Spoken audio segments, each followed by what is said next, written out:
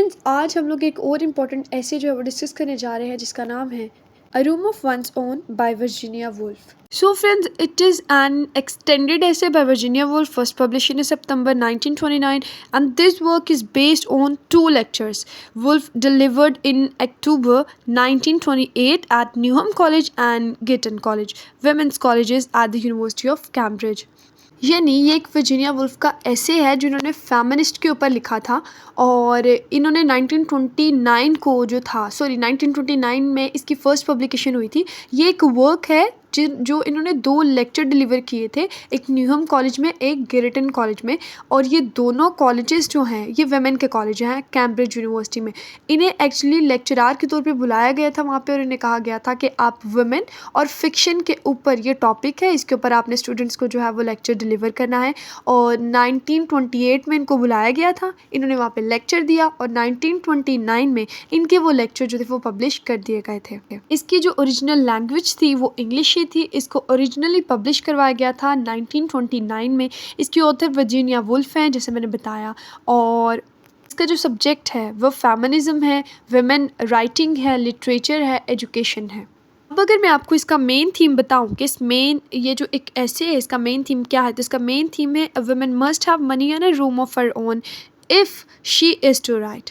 अगर एक औरत को लिखना है, उसको फ़िक्शन लिखनी है, तो उसको सबसे पहले पैसा चाहिए और फिर उसको एक स्पेस चाहिए, अपना एक रूम चाहिए जहाँ वो फ्री ऑफ माइंड होकर वो जो है लिख सकती है, फ़िक्शन लिख सकती है. तरह तरह के रेफरेंस दिए गए हैं यहाँ पे इस ऐसे में. उसने अपने कुछ फिक्शनल करेक्टर्स इंट्रोड्यूस कराएगी हमें और स्टोरी के ज़रिए अपने जो थॉट्स हैं वो हमें बताएगी. So without wasting any single minute let's get start.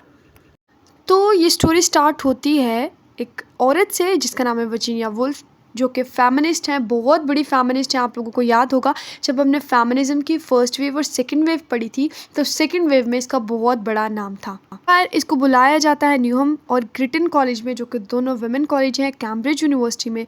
वहाँ पे इसको बुलाया जाता है ताकि आप आकर स्टूडेंट्स को जो है वो वुमेन और फिक्शन के ऊपर जो है लेक्चर दें. ये वहाँ पर आती है, अपने लेक्चर डिलीवर करती है और लेक्चर डिलीवर करने के दौरान ये अपने स्टूडेंट्स को यानी ऑडियंस को कहती है कि मुझे नहीं पता था कि वुमेन और फिक्शन पे मैं क्या लिखूँ, लेकिन मैंने जो कुछ भी लिखा है वो आपको एक स्टोरी के जो फिक्शनल करेक्टर होते हैं उनके ज़रिए बताऊंगी. और उसका क्रक्स मैं आपको पहले ही बता दूं, उसका क्रक्स ये है कि अगर एक वुमेन लिखना चाहती है, एक मैन के इक्वल आना चाहती है, बराबरी पाना चाहती है, तो ये सारी मेरे एक्सपीरियंस हैं और सारी मेरे थॉट्स हैं कि उसको सबसे पहले फाइनेंशियली तौर पे स्ट्रॉन्ग होना होगा, यानी उसके पास वेल्थ, मनी, पावर होनी चाहिए, और दूसरा उसका एक अपना रूम होना चाहिए. और यही उसके इसी लाइन की वजह से इसके ऐसे का जो नाम था अ रूम ऑफ वंस ओन जो था इसका टाइटल बन गया. मेरी वुल्फ कुछ कैरेक्टर्स जो है वो इंट्रोड्यूस करवाती है ऑडियंस को, यानी अपने लिसनर्स को, अपने स्टूडेंट्स को, और कहती हैं कि मेरी बेटन, मुझे मेरी बेटन समझिए, या एक और कैरेक्टर आएगा मेरी सेटन समझिए, या मेरी कार्मिकल समझिए. कैरेक्टर के नाम से जो है वो कोई फ़र्क नहीं पड़ता, स्टोरी और प्लॉट से फ़र्क पड़ता है कि इन सब के सर्कमस्टांसेस एक हैं. तो वो हमें स्टोरी स्टार्ट करती हैं और हमें स्टोरी बताती है मेरी बेटन के बारे में. और मेरी बेटन कौन है? ये नरेटर है जो कि अपनी स्टोरी और अपने थॉट्स हमें बताने जा रही हैं. अगर हम लोग ये कहें कि वो ख़ुद जो है वर्जीनिया वुल्फ हैं तो ये गलत नहीं होगा. यानी वर्जीनिया वुल्फ ने सिर्फ अपना नाम चेंज किया है और बाकी सारे थॉट्स वो मेरी बेटन का नाम लेकर हमें अपने बताएगी. तो सबसे पहला करेक्टर मेरी बेटन का. मेरी बेटन जो है, एक हफ़्ते पहले की बात है, मेरी बेटन जो है वो ऑक्सब्रिज लॉन में जा रही होती हैं. अब ये ऑक्सब्रिज लॉन क्या है? ये कैम्ब्रिज और ऑक्सफोर्ड यूनिवर्सिटी को मिलाकर एक ऑक्सब्रिज जो है फिक्शनल लॉन बनाया गया है. वहाँ पे हमारी जो नरेटर हैं वो जा रही हैं, और लेकिन वहाँ पे एक बेडल आ जाता है जो कि वहाँ का जो केयर टेकर होता है वो वहाँ पे उसको स्टॉप कर देता है और कहता है कि सिर्फ यहाँ पे फेलो मैन जो हैं, जो नरेटर हैं या जो राइटर्स हैं वो अलाउड है, वेमेन अलाउ नहीं है. अब ये जो सेंटेंस था वेमेन आर नॉट अलाउड, ये हमारे नरेटर को बड़ा बुरा लगता है, यानी हमारी जो नरेटर हैं मेरी बेटन को बड़ा बुरा लगता है, क्योंकि वो एक फ़ीमेल थी और उनको ये चीज़, ये जो जेंडर डिस्क्रिमिनेशन उनके साथ हुआ था ये उनको पसंद नहीं था. खैर, वो आगे मूव होती है और एक लाइब्रेरी में चली जाती है, लेकिन वहाँ पर उनको एक लाइब्रेरियन जो कि एल्डरी फेलो होता है उसको मना कर देता है और कहता है आप सिर्फ किसी फेलो मैन के साथ जो है वो एंटर कर सकते हैं, या अगर आपके पास कोई लेटर होगा तो फिर ही आप अंदर आ सकती हैं, अदरवाइज अंदर आप नहीं आ सकती। अगर क्रिटिकली इवेलुएट करें तो इसका मतलब जेंडर डिस्क्रिमिनेशन यहाँ पर हो रही है वुमेन के साथ। खैर अब की बार वो कहती है कि मैं चैपल जाती हूँ, लेकिन चैपल जाने से पहले, चैपल चर्च को कहते हैं, चैपल जाने से पहले वो यही सोचते हैं कि मुझे वहाँ से भी निकाल दिया जाएगा, तो वो यहाँ वहाँ पे जाने का जो प्लान है वो कैंसिल कर देती है। अब इतनी देर में उसको भूख लगती है और जब वो लंच करने जा रही होती है तो रास्ते में वो एक यूनिवर्सिटी देखती है जो कि बहुत ही ज़बरदस्त एक रॉयल यूनिवर्सिटी होती है।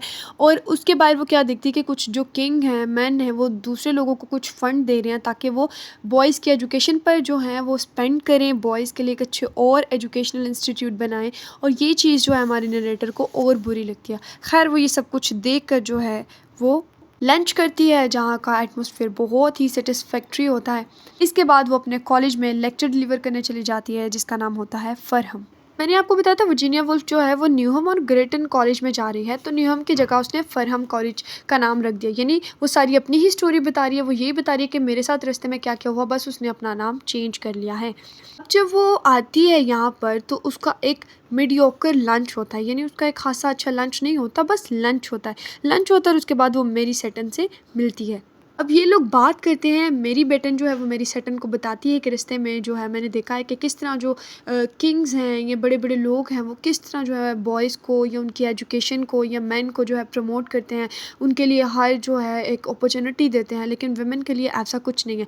और इसी तरह मेरी सेटन जो हैं वो भी यही बात करती हैं और दोनों बात करती हैं कि मैन के कॉलेजेस के बारे में वुमेन को जो है इतनी राइट्स और इतनी एजुकेशन क्यों नहीं दी जाती। इसके बाद ये दोनों जो है अपनी माओ पर तनकीद करती हैं, आर्ग्यू करती हैं, क्रिटिसाइज़ करती हैं उन्हें कि क्यों उन्होंने अपनी बेटियों को इतना पढ़ाया नहीं, लिखाया नहीं, या क्यों उन्होंने अपनी बेटियों की इस सोसाइटी में इस तरह की जगह नहीं बनाई कि वो इक्वालिटी को जो है वो हासिल कर सकती हैं। अब इस नज़रिए को क्रिटिकली इवैल्यूएट किया जाए तो आप लोगों को पता होगा कि देखो तब के दौर में मेन को ही सारे राइट्स थे, ठीक है। एक पेट्रियार्कल जो सोसाइटी थी, जो एक मेल डोमिनेटिंग सोसाइटी थी वो बन चुकी थी ये तब के दौर की। तब वुमेन को जो थे वो इक्वल राइट्स नहीं थे और उनकी सिचुएशन जो है वो इसने अपने ऐसे में बताई है कि किस किस तरह की जो प्रॉब्लम है वो फेस करती है एक वुमेन।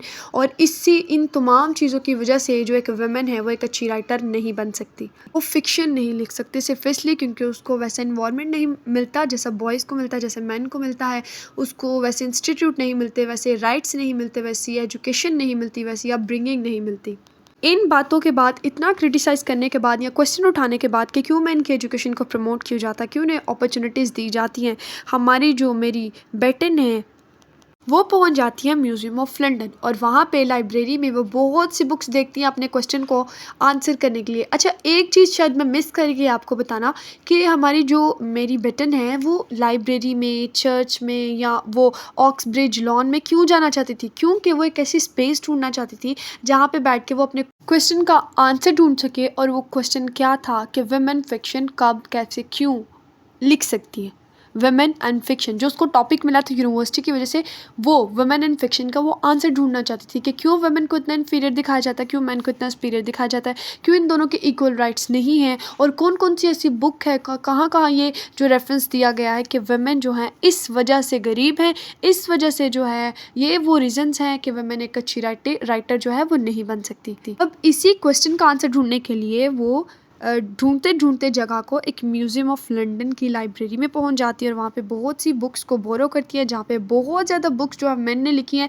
हार्डली कोई ऐसी होगी जो वुमेन ने लिखी होगी, लेकिन ज़्यादातर मैन ने लिखी है। इनफैक्ट मैन ने ऐसी बुक्स भी लिखी हैं जो औरतों को क्रिटिसाइज़ करती हैं और औरतों के बारे में ज़्यादातर मेंस नहीं लिखा, यानी मेंस अपना पॉइंट ऑफ व्यू बताते हैं कि औरतें कैसी हैं। अब जब मेरी बेटी ने ये सब कुछ पढ़ी होती तो जिस प्रोफेसर ने, जिस राइटर ने ये सारी बातें औरतों के खिलाफ लिखी होती हैं, वो एक गुस्से से पेंसिल उठाती है, एक पेपर लेती है और उस प्रोफेसर का जो है स्केच बनाना स्टार्ट कर देती है और बड़े गुस्से वाला उसका स्केच बनाती है और ये कहती है कि ये राइटर जो है हमारी इन्फेरिटी के बारे में नहीं लिख रहा, बल्कि अपनी इन्फेरिटी के बारे में लिख रहा है, इसलिए ये ज़्यादा गुस्से में है। और इसके बाद ये सारी बुक्स वापस कर देती लाइब्रेरी में और कहती है कि सारी की सारी यूज़लेस बुक हैं। इसके बाद वो अपने लंच की तरफ चली जाती है और जब जाती है तो वहाँ पे उसको एक न्यूज़पेपर मिलता है। जब उस न्यूज़पेपर को पढ़ती है तो वहाँ पे लिखा होता है कि ये जो इंग्लैंड है कि पेट्रियार्कल सोसाइटी है, ये एक मेल डोमिनेट सोसाइटी है। यहाँ पे जितनी भी सुप्रियोरिटी के राइट्स हैं, जितनी भी अप होल्डिंग पोजीशंस है वो मेन के लिए और वुमेन के लिए बिल्कुल इन्फेरिटी वाला सीन है। तो यहाँ पे मेरी बेटन बड़ा खूबसूरत सा एक जुमला बोलती है और वो कहती है कि मेन सुपीरियर हैं, ठीक है, हर चीज़ उनके पास है, तो फिर भी वो इतने गुस्से वाले क्यों हैं? क्यों जो है वो औरतों के बारे में जो पूरी हिस्ट्री जो है औरतों के बारे में गलत लिखते और उसे इन्फीरियर समझती है। खैर, इस बात का कंक्लूजन वो अपनी इस बात से करती हैं कि मेल हो या फीमेल, सब में जो है सेल्फ़ कॉन्फिडेंट होना चाहिए और मेन का सेल्फ़ कॉन्फिडेंस ज़्यादा है। क्यों ज़्यादा है? क्योंकि हमेशा से हिस्ट्री जो है वो प्रूव करती है कि हमेशा से जो मेल डोमिनेंट है वो औरतों को जो है इन्फीरियर समझता है, अपने यूज़ के लिए इस्तेमाल करता है और हमेशा उसे इन्फीरियर कहकर उसका जो सेल्फ़ कॉन्फिडेंट है उसे जो है वो कम कर देता है और अपना सेल्फ़ कॉन्फिडेंस इसी तरीके से बढ़ जाता है। और वो कहती है कि अपना सेल्फ़ कॉन्फिडेंस किस तरह बढ़ाएँ? जब हम अगले बंदे को खुद से इन्फीरियर समझते हैं तो ऑटोमेटिकली हम अपनी आँखों में सुपीरियर बन जाते हैं और सोसाइटी में भी, ठीक है? ये कॉन्फिडेंस का सबसे पहला जो है वो सिस्टम है, ये स्टेप है। तो कहती है कि इसी तरह तो मेल जो हैं वो इसी तरह अपना सेल्फ़ कॉन्फिडेंस ज़्यादा करते हैं और इसी तरह हम लोगों का सेल्फ़ कॉन्फिडेंस जो है वो कम हो जाता है और वो वुमेन को कहती है कि आप लोगों का सेल्फ़ कॉन्फिडेंस होना चाहिए। बहरहाल अब वो लंच करके अपना बिल पे करती है और फिर उससे वो खुश होती है कि वो बहुत ज़्यादा लकी है, वो बाकी जो है वो औरतों की तरह नहीं है, क्योंकि अभी-अभी उसको पता चला था कि उसकी जो एक आंट हैं वो उसके लिए इनहेरिटेंस छोड़ के गई हैं, विरासत छोड़ के गई हैं, जहाँ से उसको बहुत से पैसे मिलने वाले हैं और वो तकरीबन 500 पाउंड्स हैं।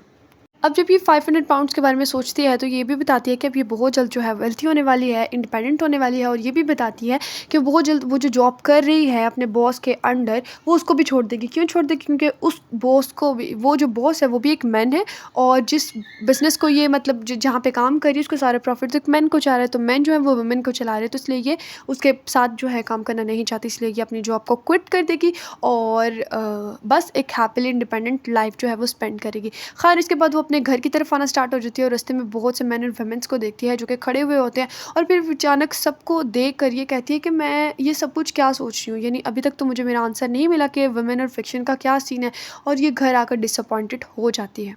फिर ये इसके बाद कहती है कि एलिज़ाबेथन एज जो थी जिसमें बहुत ही ज़्यादा लिटरेचर प्रोड्यूस्ड हुआ था, मैं उसको जो है वो एक्सप्लोर करके देखती हूँ, उसको रीड आउट करके देखती हूँ कि शायद मुझे मेरा आंसर उसमें मिल जाए, लेकिन उसको वहाँ से भी कुछ नहीं मिलता। फिर इसको एक बिशप होते हैं, उन्होंने एक बात कही होती है, उन्होंने कहा होता है कि cats do not go to heaven, womens can not try the place of Shakespeare. तो इसको ये बात बड़ी बुरी लगती है क्योंकि इसको एलिज़ाबेथन एज में भी कोई ऐसी औरत नहीं मिलती जिसने कोई फ़िक्शन लिखा हो। सारे के सारे मेन थे, औरतों के बारे में भी मैन ने लिखा था। और इसके बाद ये बिशप की बात और जो है एग्ज़ाम्पल देती है और कहती है कि लेट्स सपोज़ कि अगर शेक्सपियर की भी एक बहन होती, जुडिथ नाम उसका बतावा है, और अगर उसका भी शेक्सपियर जैसा बहुत ही ज़्यादा टैलेंट होता, उसको सेम अपॉर्चुनिटीज़ मिलती, सेम उसको एनवायरनमेंट मिलता, उसके पेरेंट्स उसको भी सपोर्ट करते जिस तरह शेक्सपियर को सपोर्ट किया गया था, तो वो भी बहुत अच्छे नॉवल और फिक्शन लिखती, लेकिन उसको बिल्कुल भी सपोर्ट ना किया जाता। अगर उसकी बहन होती, उसके पास टैलेंट भी होता, तो उसको सपोर्ट ना किया जाता और इन द लास्ट वो सुसाइड कर लेती। और फिर इसके बाद वो 19th सेंचुरी की कुछ फीमेल्स जो वुमेन राइटर हैं उनके बारे में बात करती है जिन्होंने नॉवल लिखे थे, जिसमें Emily, George Eliot Bronte, Jane Austen, जिन्होंने नॉवल लिखे थे मिडिल क्लास के ऊपर। आप लोगों को याद होगा उन्होंने पोइट्री नहीं लिखी थी। द क्वेश्चन इज़ कि क्यों पोइट्री नहीं लिखी थी? तो हमारी जो मेरी बेटन है वो कहती हैं क्योंकि पोइट्री लिखने के लिए एक स्पेशल स्पेस चाहिए, माइंडसेट चाहिए, लेकिन नॉवल आप कभी भी कैसे भी लिख सकते हैं, लेकिन अगर उन्हें तब वेल्थ और एक स्पेस दी जाती तो वो पोइट्री में भी अपना रिमार्केबल नेम बना लेते। लेकिन साथ ही साथ वो ये कहती है कि ये एक राइजनिंग ऑफ नॉवल था ऑन दैट स्टेज, तो उनके मुताबिक उन्होंने अपना बहुत अच्छा दिया, बेस्ट दिया अपना। इसके बाद वो अपने एक सर्वे के बारे में बताती हैं जिसके अंदर उन्होंने पता चला कि मैस्कुलिन पावर जो है वो उसको ज़्यादा प्रमोट किया जाता है मोर देन फेमिनिज्म के ऊपर। आप ड्रामों में देख लें, फिल्मों में देख लें, राइटिंग्स में देख लें, वो जो थ्रिल्ड होंगे, वो जिसमें मैन की पावर को ज़्यादा दिखाया गया होगा, वो नॉवल ज़्यादा चलते हैं। लेकिन अगर कोई फेमिनिज्म के ऊपर लिखा होगा, उनके राइट्स के ऊपर लिखा होगा, तो वो जो काम है वो बहुत ही कम लोगों को पसंद आता है या उसको सपोर्ट कम मिलती है। इसके बाद वो एक मैरी कार्मिकल की बात करती है जिन्होंने एक डेब्यू नावल लिखा था और उनके डेब्यू नावल का नाम था लाइफ्स एडवेंचर। वो खुद ही बताती हैं कि ये जो राइटर हैं इन्होंने अपनी राइटिंग बहुत ही सिंपल वे में लिखी है। इंग्लिश राइटिंग में इन्होंने बात की और प्रॉपर प्लॉट नहीं है इनके कोई नॉवल का, एंगर दिखाया हुआ उन्होंने टुवर्ड्स मैन अपनी इस राइटिंग में, और टूटी फूटी सी सेंटेंस हैं और ज़्यादा अच्छी जो है वो बहुत ही ग्रामेटिकल एरर्स भी हैं इसमें, बहुत ही अच्छा कोई ये नॉवल नहीं है। लेकिन वो खुद ही इस चीज़ को आर्ग्यू करके कहती हैं कि ये और भी अच्छा लिख सकती है, लेकिन इसके पीछे दो रीज़न्स है। एक तो ये मैन के अगेंस्ट ना लिखे, ठीक है, अपना जो एंगर है वो निकाल के लिखे, क्योंकि मैन भी सेम ही हरकत करते हैं कि वो औरतों का जो एंगर है वो निकालते हैं अपनी राइटिंग में। लेकिन औरतों को ऐसे नहीं करना चाहिए, उन्हें अपने दिमाग से खुद अपनी फ़िक्शन लिखनी है। और वो साथ साथ ये भी आर्ग्यू करती हैं कि ये जो राइटर हैं ये और अच्छा लिख सकती हैं मैरी कार्मिकल, जब अगर इनको पैसा दिया जाएगा या इनको स्पेस दी जाएगी, इनका अपना रूम दिया जाएगा। वो उसके एरर्स को कहती हैं कि ये एरर्स इसलिए हैं क्योंकि एक तो वो मेंस के बारे में लिख रही है गलत, क्योंकि मेंस ने उनको फ्रीडम नहीं दी, और दूसरा ये कि उनको अपॉर्चुनिटीज़ नहीं मिली। अगर उनको पैसा और रूम मिल जाता है, स्पेस मिल जाती है, तो वो बहुत अच्छी राइटिंग कर सकती हैं। इसके बाद वो अपनी ऑडियंस को रिकॉल कराती हैं कि पैसा और पावर जिसके भी पास है, वो औरत हो या मर्द, बहुत अच्छी राइटिंग कर सकते हैं। द लास्ट वो जुडिथ शेक्सपियर को, जो मैंने आपको बताया कि शेक्सपियर की बहन बनाई है, उसने एक फिक्शनल कैरेक्टर बनाया है, तो वो कहती हैं कि आपने ये नहीं समझना कि जुडिथ जो शेक्सपियर है वो मर गई है, बल्कि हर एक न्यू एरा में जुडिथ शेक्सपियर एक न्यू वुमेन में के रूप में आएगी और ज़िंदा रहेगी, हमेशा वो ज़िंदा है। अब इस बात का क्या मतलब था? इस बात का मतलब ये है कि आप लोगों को पता है शेक्सपियर का पूरी जो लिटरेचर है उसमें एक बहुत बड़ा नाम है, और शेक्सपियर की एग्जांपल उसने इसलिए दी कि अगर हर वुमेन को शेक्सपियर की तरह इन्वॉल्वमेंट दिया जाए, ठीक है, उसकी तरह अपब्रिंगिंग की जाए, उसकी तरह हर टैलेंट को उसके सराहा जाए, उसको हर अपॉर्चुनिटी, हर चांसेस, हर इवेंट को जो है उसको प्रमोट किया जाए, प्रमोशन की जाए, उसकी हर एक चीज़ से उसको जो है वो आराइश किया जाए, तो हर एक जो शेक्सपियर है उसकी एक बहन होगी जो कि जुडिथ शेक्सपियर होगी, और वो फिर सुसाइड नहीं करेगी अगर सोसाइटी जो है उसको सपोर्ट करेगी। अगर मज़ीद अपनी बात को सिंपल करके समझाऊँ तो ये कि हर औरत में शेक्सपियर बनने की ताकत है। शेक्सपियर क्यों इतना जो है पावरफुल माना जाता है, उसका नाम इतना क्यों है, क्योंकि उसको हर एक अपॉर्चुनिटी मिली, उसको इन्वायरमेंट बहुत अच्छा मिला, उसको वेल्थ मिली, उसको जो है एक स्पेस मिली। और अगर हर वुमेन को ये स्पेस, ये मनी मिलेगी, वेल्थ मिलेगी, तो वो भी जुडिथ शेक्सपियर के नाम से ही हिस्ट्री में अपना रिमार्केबल नाम बना पाएगी। तो यहीं पे जो हमारा ऐसे है वो ख़त्म हो जाता है।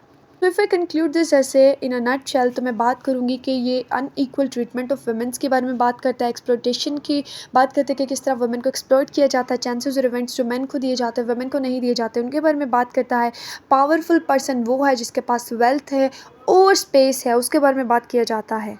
बस that is all about today. Stay tuned for more such video. तब तक के लिए खुदा हाफिज़।